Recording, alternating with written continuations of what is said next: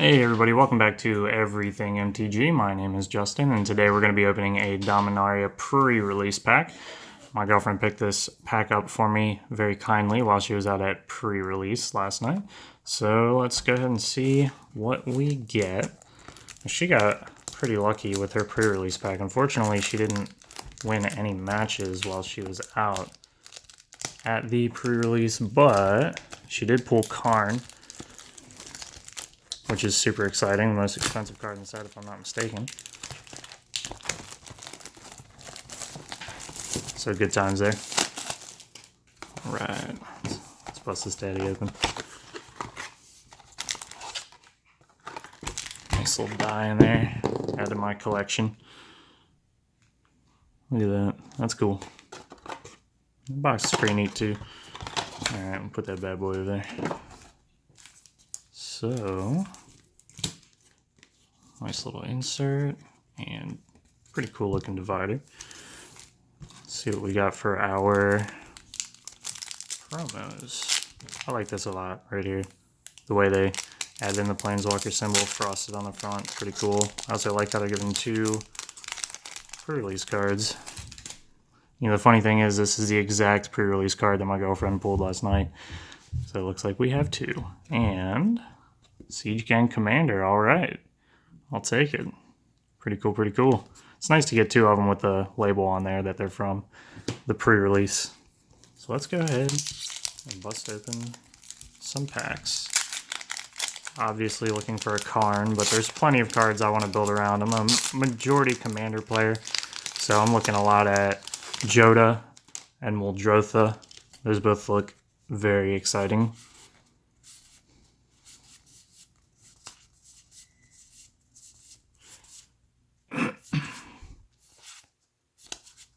All right, Lyra Dawnbringer, nice. Mythic in the first pack, pretty sweet. Now, I was opening a booster box with one of my friends the other night after pre-release, and the cards had a weird alignment to them, I guess I would say. You know, normally it's 3 uncommons, a rare / mythic, and then a foil, but sometimes the rare would be, you know, after the foil, or you would have an uncommon after the rare. It's kind of weird. I guess since they're guaranteeing a legendary in every pack, sometimes I guess they throw one in on the back when they know you're not going to be getting it for your rare or your uncommons. This card is awesome. I might end up playing that in Commander or something. It's really good. Yeah, here we go. This is exactly what I'm talking about. So we got uncommon, uncommon, foil common, rare, and then lands. Teshar, Ancestors, Apostle. Whenever you cast a Stoic spell, return target creature card will convert mana cost 3 or less from your graveyard to the battlefield. Not too bad. It's pretty cool, pretty cool.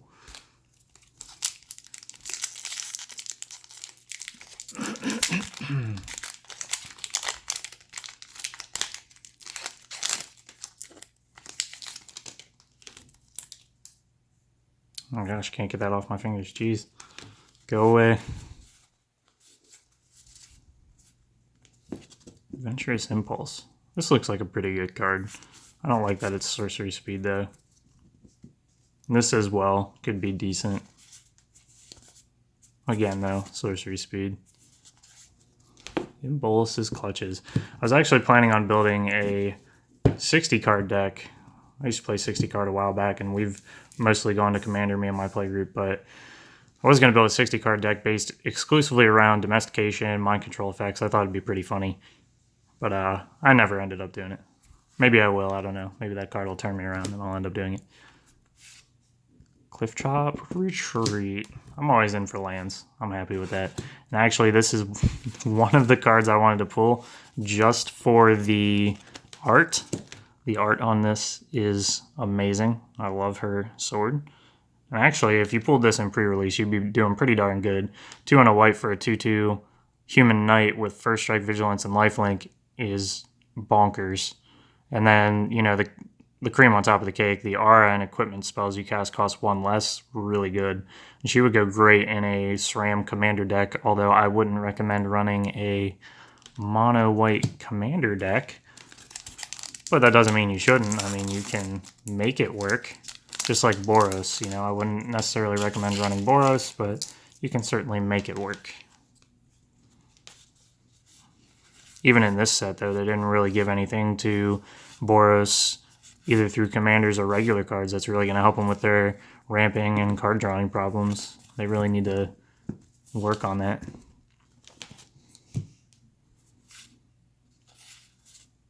Blackblade Reforged. Equipped creature gets +1/+1 for each land you control. Equipped creature 7 or equipped legendary creature 3. That's not bad, I guess. I mean, I don't know. I probably wouldn't play it. And a Whisper Blood Liturgist. Sacrifice 2 creatures. Return target creature card from your graveyard to the battlefield. That's actually really good. Wow. Sacrifice 2 creatures. Return target creature card. I don't know. I play a Vampire Tribal deck as far as Commander's concerned. Maybe I'll play that in there. I know he's not a vampire, but it'd be pretty funny. It's running Edgar. I know he's banned French Commander, 1v1. But in multiplayer Commander, he's not too broken. I think that'd be pretty good. Sack 2 of his little chumpy tokens and get back something crazy like Captivating Vampire and, you know, end up stealing a bunch of creatures or something. That'd be pretty neat. I like this guy a lot. 2 packs to go.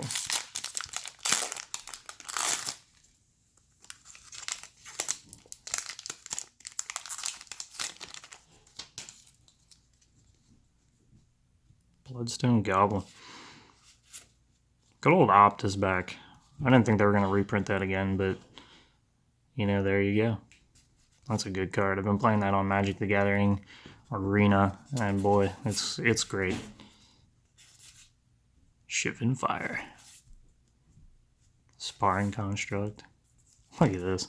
On Amonkhet, Gideon lost both his sorrel and his faith in himself, but he can still throw a punch, and he still knows a bad guy when he sees one. Well, that guy does look pretty bad. Also dead. This art is crazy too. Just the whole set has some crazy art. But look at that. That's one evil looking elf, let me tell you. This guy too, man. This guy. This creeper back here. Look at this dude. Creeping it. Icy Manipulator. Goblin Barrage. Sack an artifact or a goblin. Deals 4 damage to target creature. If this spell is kicked, deals 4 damage to target player or planeswalker. Also, there's Cabal's Stronghold. And Slimefoot. Alright, cool. I like Cabal Stronghold. Definitely not as good as Cabal Coffers, unfortunately, because of this basic text right here. So, I mean, pretty good. I guess if you're playing a 2-color deck, it'd be alright. Monocolor, this would be choice. Anything beyond that, I would not be playing this, unfortunately. It is a decent card for those described situations, though. There's a lot of Saproling synergy in this set. It's pretty crazy. Legendary Creature Fungus. 3-drop, 2/3. Whenever a Saproling you control dies, he deals 1 damage to each opponent and you gain 1 life. For 4, create a 1/1 green Saproling creature token. I could see this being really good in Commander. I mean, there's nothing better than just making some chumps. You know, I think one of the Nissas makes 0/1. Is it plants or Saprolings? I can't remember. But regardless, there's a lot of Saproling synergy in here. Nothing like making a bunch of chumps and then people tripping over them with their, 7/7 groundwalkers or something, or even just sacking them to a sack outlet like Vampiric Rites.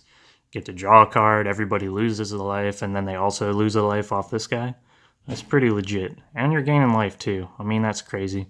And the best kind of commanders, in my opinion, let you do something even when you have nothing else to do. So you might have a dead hand, you might have no hand, but if you've got a lot of mana, which, come on, it's Commander, you're going to pay 4 to create those Saprolings, you can be pumping those out all day. It always gives you something nice to do.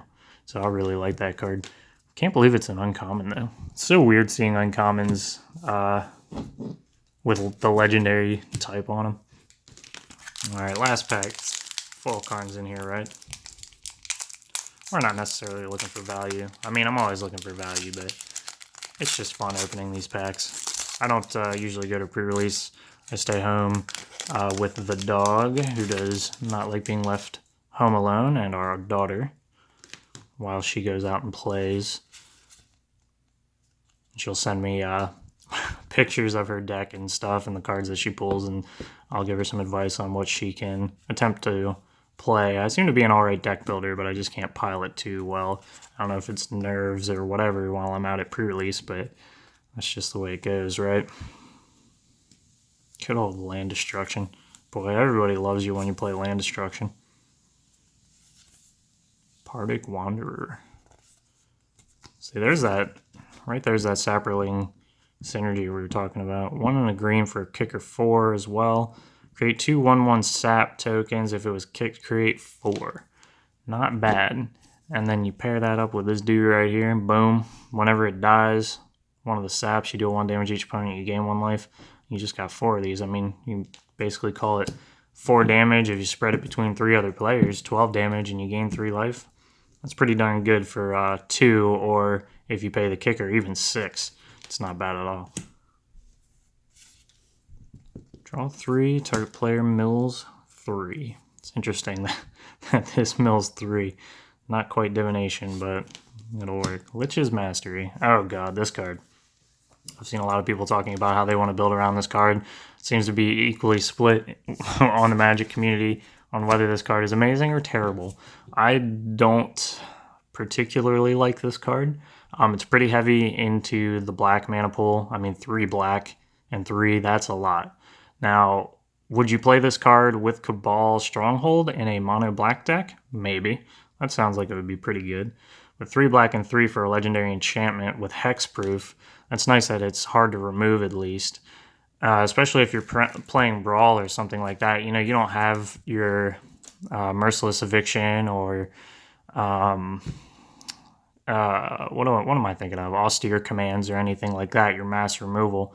I'm not quite sure what mass removal they have out right now, but it's not like in Commander where there's running rampant with mass removal. So this would be pretty hard to get rid of. You can't lose the game. Whenever you gain life, you draw that many cards. Black doesn't have too many problems gaining life. I mean, they have a lot of cards. Oh, when it comes in, hit your opponent for 1 and you gain 1. Or you can play, you know, something similar to that. A lot of drain effects, you know, things like Gary or whatever.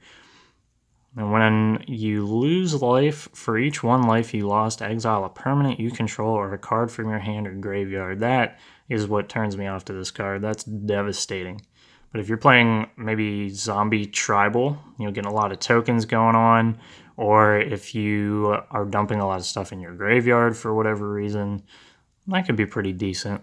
But then when this leaves the battlefield, you lose the game. So you're really hinging on the fact that this is not getting removed. And if you're playing mono black, you don't really have any way to stop somebody from removing it. If you're playing blue black, you can, you know, hold up a counter spell or something. But it doesn't even have to hit the graveyard. You know, if somebody mass bounced it to your hand or something crazy like that, you lose the game. Now, it'd be funny in Commander if you were playing this and you gave it to somebody else. You know, I think there's a Commander out there. I can't remember what it's called, but you give one of your permanents to somebody else, and then you find a way to remove it. That would be hilarious. I think it would take too much work to do that, but I'm the kind of guy that would do that just because I think it's funny. That's just the way I play. What can I say? Let's look at these last. What do we got? 3 cards? Maybe my Karn's right behind this Lich's Mastery. I doubt it. No. Baird. Steward of Argive. Argive? Argive. I'm sure I'm not saying that right. 2 white and 2 for a human soldier, 2/4 with vigilance. Creatures can't attack you or a planeswalker you control unless their controller pays 1 for each of those creatures. The nice thing about this card is it stipulates creatures can't attack you or a planeswalker you control. Because I believe things like Propaganda do not stipulate the planeswalker thing. I think it's only for the player. So your planeswalkers don't quite get the protection. And then it's really nice that he's also on a creature. although that does make him removable. Now, if you're playing blue-white, you can really get the best of, both worlds. You can get the propaganda. I know there's a white one, Sphere of Safety, I believe. Get this guy out. Man, you're really playing a taxing deck. That sounds like a lot of fun, actually. And the fact that this dude has Vigilance is pretty cool. Although if I was playing him just for this effect down here, I probably wouldn't be swinging with him. I mean, he's not bolt bait or anything, being a 2/4, but I don't know. I wouldn't want to put him in the realm of risk. Anyways, didn't do too bad. I mean, we pulled one mythic. I'm not sure what the typical level is for mythics. Like, I know in a box you get, 2 to 4 if you're lucky. Sometimes 1. Sometimes, if you're my good friend, 7. As we found out the other night, possibly the best box I've ever seen. I didn't videotape it. He asked me if I wanted to, and I said, nah, you know what? I don't feel like doing it. And that was a huge mistake. He pulled Foil Karn, he pulled Jai Ballard, he pulled Teferi, he pulled all the good stuff you can think of. Any money card that was worth more than $5, he pulled it, or he pulled it in foil. It absolutely blew my mind. I've never seen a better box opening in my life. So hopefully he didn't suck up all the luck, because we actually bought a booster crate from Channel Fireball that we'll be getting sometime next week or the week after that I'll be opening on cam. So it'll have a box of Dominaria. It's going to have a couple packs of Masters product, and I think there's something else in there. Not entirely sure. Anyways, hopefully that box won't be a complete garbage fire because he sucked up all our luck. Anyways, thanks for watching, guys. I really appreciate it, and have a great day.